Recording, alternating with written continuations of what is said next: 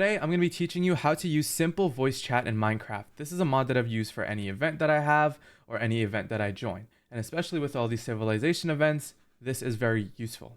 And so the first thing you want to do is simply search up simple voice chat and find the CurseForge link to it, okay?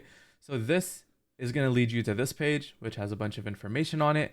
What you're going to want to do is hit the files button, and this is where you actually find the mod.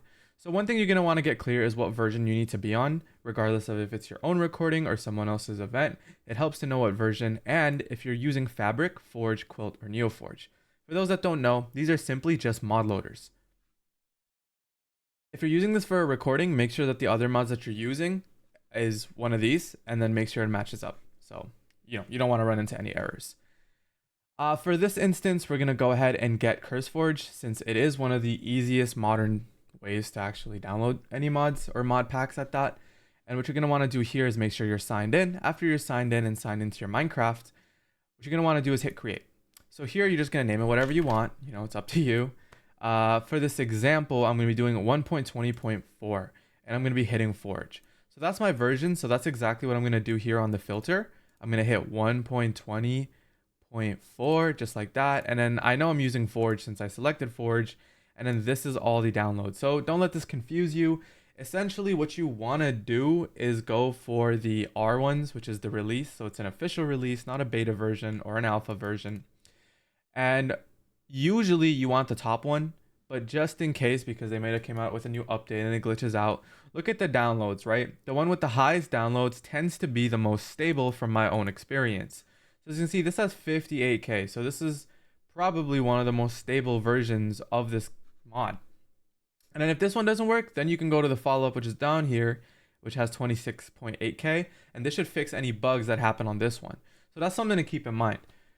But with that being said, this is the mod that I do want, so now I kind of know which one it is, and if I click this, I can either do this or this. This is honestly a very easy way to do it. So if you hit install with CurseForge app, it'll actually go ahead and ask you this little prompt, click open CurseForge, and then it'll literally install it in for you, asking you if you want to create a new profile or select one. So obviously we already created one, which is this random gibberish. So I'm going to go ahead and select a profile, and then that's the profile we just created. So I'm going to click this and hit install, and then boom, all of a sudden we have this mod installed. So go ahead and click play just to test out if it actually works or not. So this might take a second, but it should be pretty straightforward. And I'm going to show you a bit of the beginner stuff on how to actually use this mod. It's pretty straightforward, so don't worry. It's not difficult at all. Then we just need to press this thing and then hit play and then watch it load.